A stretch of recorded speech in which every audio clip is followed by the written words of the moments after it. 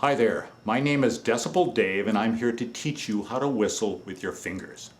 There are 5 simple steps involved in learning this skill, and we will be working with our pinkies. So you will need 2 of these. Here we go. Step number 1. Take your 2 pinkies and place them together like this.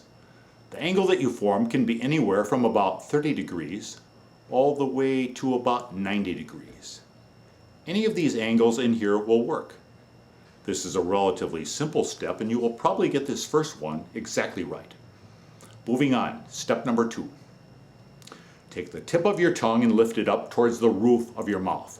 In other words, if this was the top of your tongue, if this was the bottom of your tongue, and this was the tip of your tongue, simply take the tip of your tongue, lift it up and pull it back towards your throat a bit, thus exposing the bottom of your tongue, so that if you had your mouth open in that position and someone saw it, it would look exactly like this.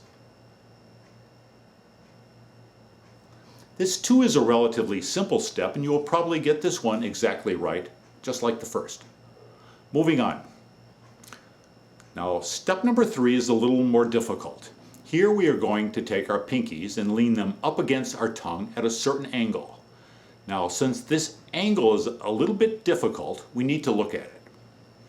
Alright, if this were 0 degrees of slant and this were 90 degrees of slant, you need to take your pinkies and place them up against your tongue at between 35 and 45 degrees of slant.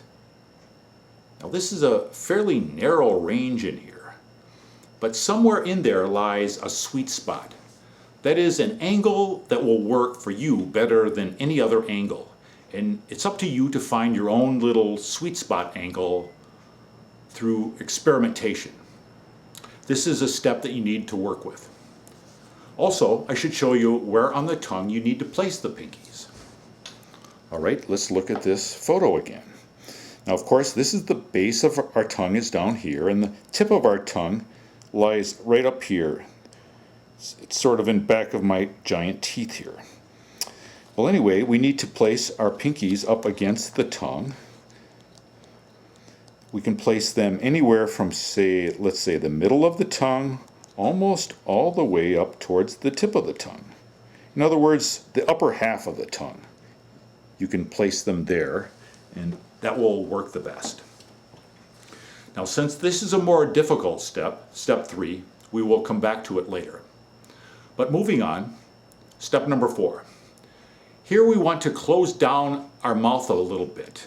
What we want to do is we want to create this narrow little channel of air through which we can expel so that we can get a loud, powerful whistle. We want to create pressure, and we're going to do this by closing down our mouth a little bit. Now the way we do this is we take our lips and we cover our teeth with our lips. And when we do this, we will sort of look like an old man without any teeth, sort of like this. And then when we put our fingers in our mouth and close it down, it looks like this.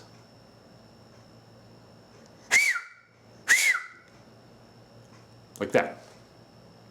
And this is a relatively simple step, like step 1 and 2. So, moving on. Step number 5. Now, step number 5 involves the expelling of air.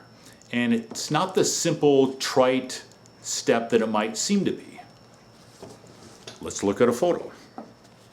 Now, this is a picture of our pinkies, the way they would appear just before we put our fingers in our mouth. And this is the part of our pinkies that would go in our mouth. And when it comes to expelling air, it would seem that you could just sort of arbitrarily, just randomly expel the air and just sort of spread it out. But that's not really what you want to do. No, no, no, no.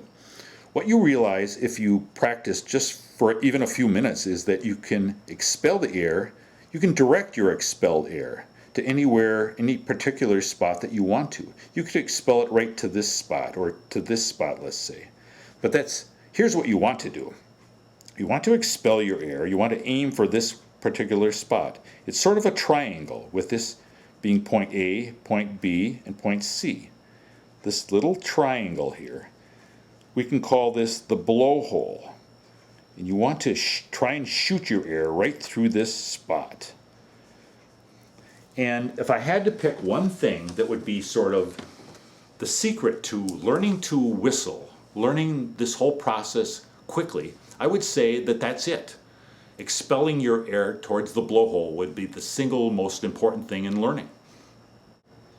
Well, anyway, that's it. Those are the 5 steps.